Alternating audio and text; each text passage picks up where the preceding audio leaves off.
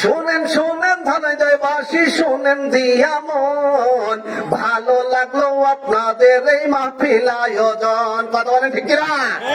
শোনেন শোনেন মোল্লাপাড়াবাসী, শুনেন দিয়া মন, শোনেন শোনেন মধ্যপাড়াবাসী, শোনেন দিয়া মন, ভালো লাগলো আপনাদের এই মাহফিল আয়োজন, ভালো লাগলো আপনাদের এই মাহফিল আয়োজন।